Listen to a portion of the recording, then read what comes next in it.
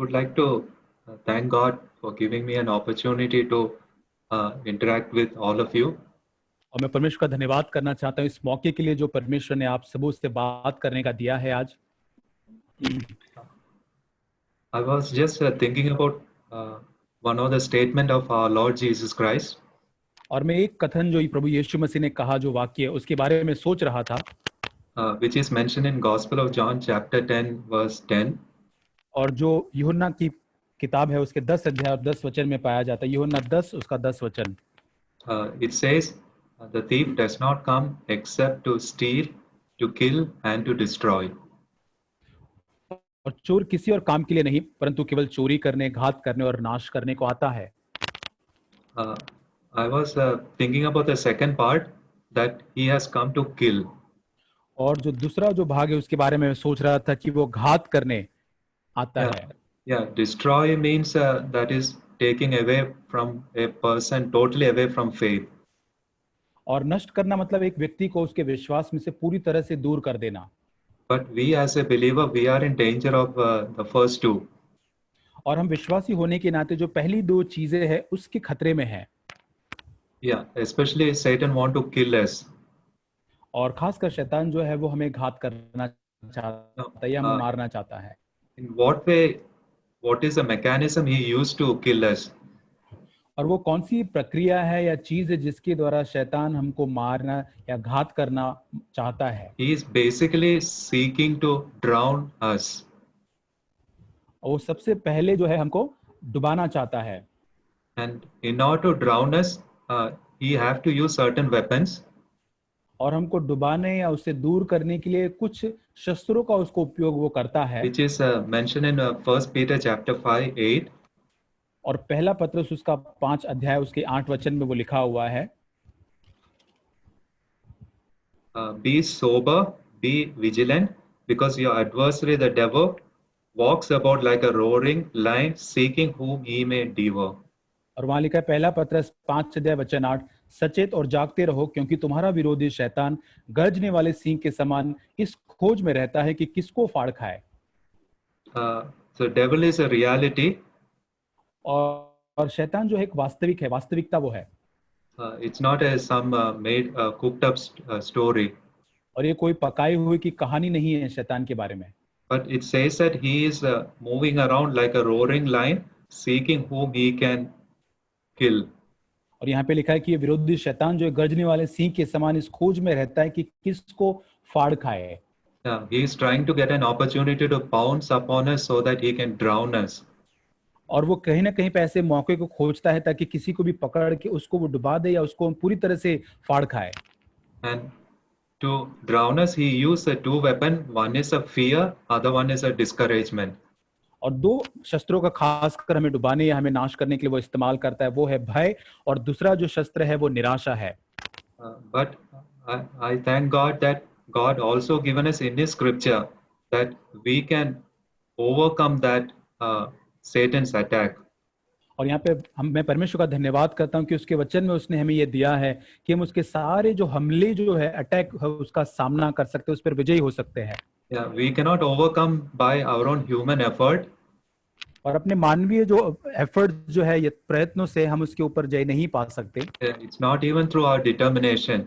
और हमारी इच्छा शक्ति जो मनोबल होता है उससे भी हम इस पर विजय नहीं प्राप्त कर सकते। Yeah, it is through wearing the armor of God. और ये परमेश्वर के जो हथियार जो है उसको पहन लेने से ही हो सकता है। Which is mentioned in Ephesians chapter 6.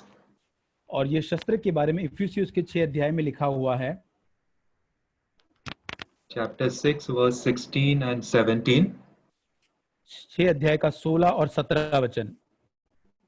It says, above all, taking the shield of faith, with which you will be able to quench all the fiery darts of the wicked one. Verse 17, and take the helmet of salvation, the word of the Spirit, which is the word of God.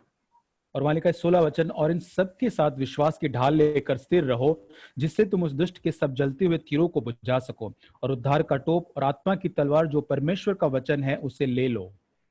So here it's mentioned that this is what we have to wear it if we want to overcome Satan. और यदि हमें शैतान के ऊपर विजय पाना है तो यहाँ लिखा है कि इन हथियारों को हमें पहन लेना है। One is a shield of faith, और यहाँ पे लिखा है विश्वास की ढाल, yeah, through which we will be able to quench all the fiery darts of the evil one. और जिससे कि हम उस दुष्ट के सारे जलते हुए तीरों को बुझा सकते हैं। And the second is mentioned in the latter part of the verse 17, the sword of the Spirit, which is the word of God. और वहां पे 17 वचन के दूसरे भाग में लिखा है कि आत्मा की तलवार जो परमेश्वर का वचन है। And faith is an essential part of our Christian life. और विश्वास जो है हमारे मसीही जीवन के अंदर बहुत ही अनिवार्य या बहुत ही जरूरी वो भाग है। And because that is one of the foundation that Satan will try to attack. और यही वो नियम है जो शैतान जिसके ऊपर खासकर हमला करना चाहता है। And so we need to guard ourselves. और हमें अपने आप को यहाँ पर बचाना है, सुरक्षित रखना है। And like David mentioned in Psalm 56 verse 3 and 4. और जैसे दाऊद ने 56 भजन संहिता में कहा है, Psalm 56 verse 3 and 4. उसका 3 और 4, भजन संहिता 56 उसका 3 और 4। David is saying, whenever I'm afraid, I will trust in you. In God, I will praise His word. In God, I have put my trust. I will not fear. What can flesh do to me? और वहां लिखा है भजन संहिता 56 उसका 3 और 4, जिस समय मुझे डर लगेगा मैं तुझ पर भरोसा रखूंगा, परमेश्वर की सहायता से मैं उसके वचन की प्रशंसा करूंगा, परमेश्वर पर मैंने भरोसा रखा है, मैं नहीं डरूंगा, कोई प्राणी मेरा क्या कर सकता है। So here David is telling about how he is putting his faith in the person of God. और यहाँ पर दाऊद कैसे बता रहा है कि वो अपना भरोसा कैसे परमेश्वर के ऊपर वो रखता है। Yeah, as long as we carry this flesh, we will be tempted to fear when we face situation in our life.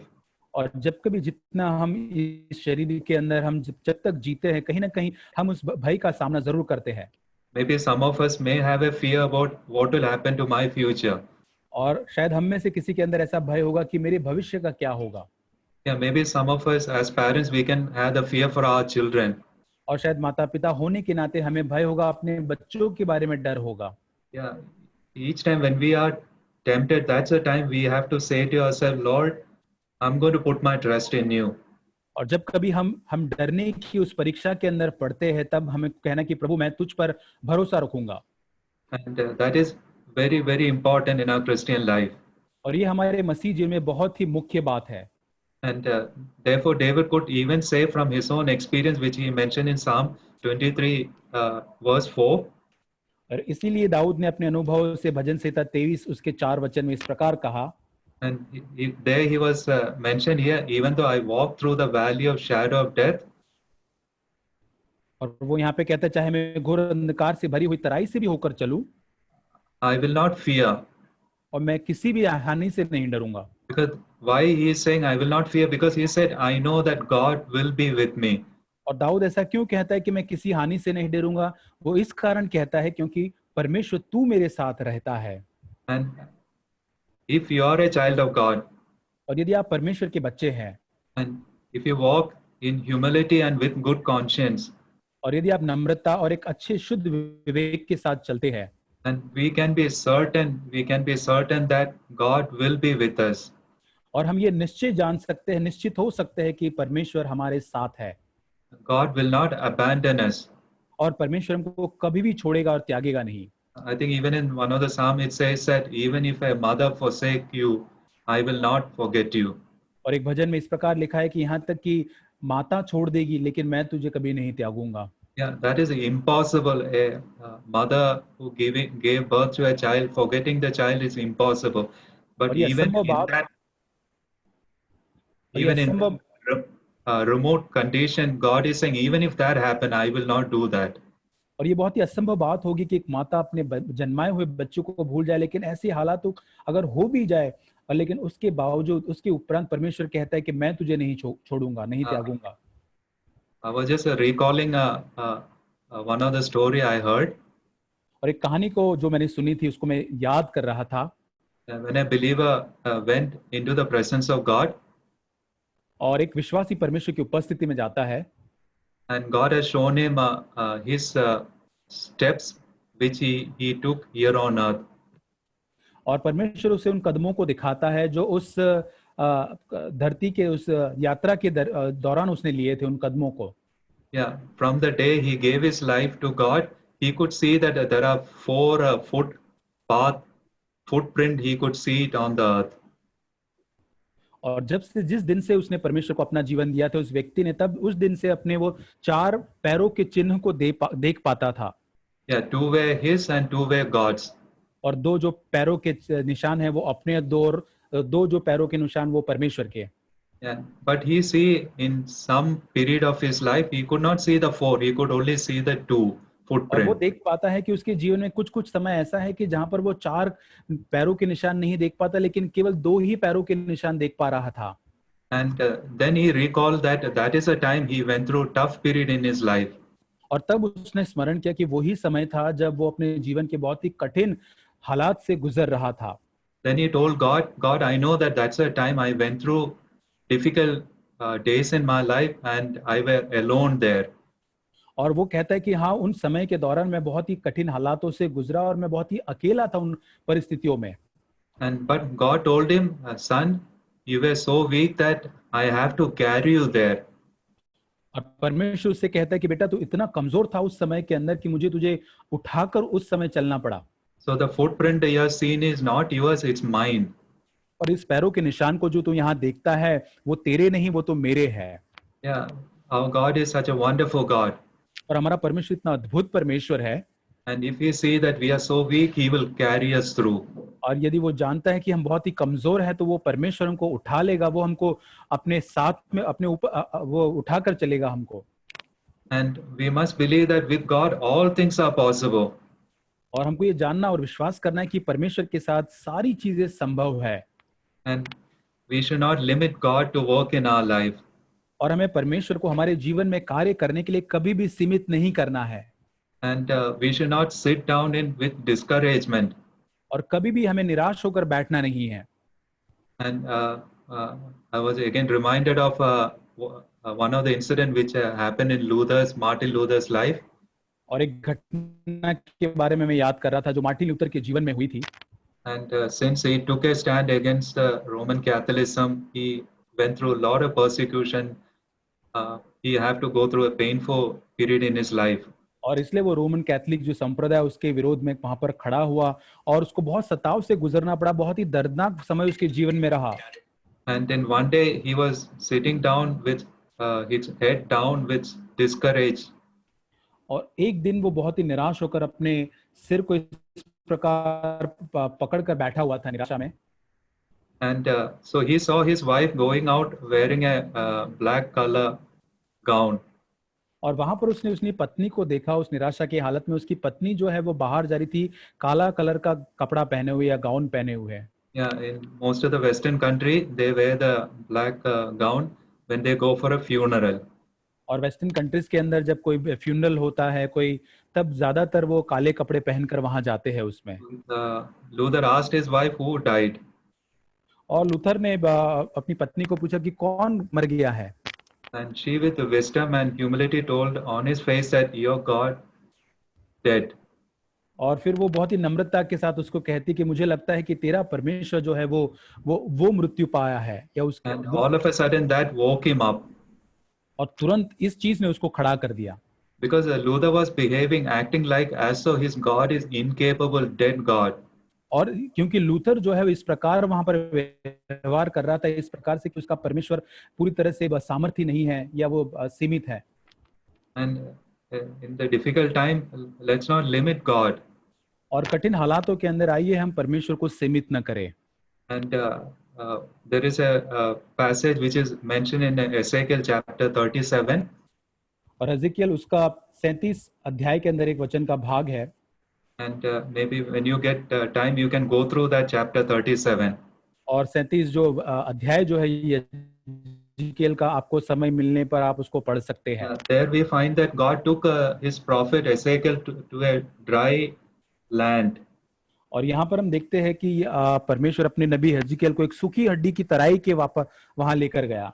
Yeah, God took him into the midst of a valley. It was full of bones. It is mentioned in verse 1. और पहली वचन में लिखा है कि वहां पर एक ऐसी तराई के पास लेकर गया परमेश्वर उसको जो पूरी सूखी हड्डियों से भरी हुई थी। And God asked him in verse 3, said, Son of man, can this bone live? और वहां पर परमेश्वर उससे 3 वचन में पूछता है कि मनुष्य के संतान, क्या ये हड्डियां जी सकती है?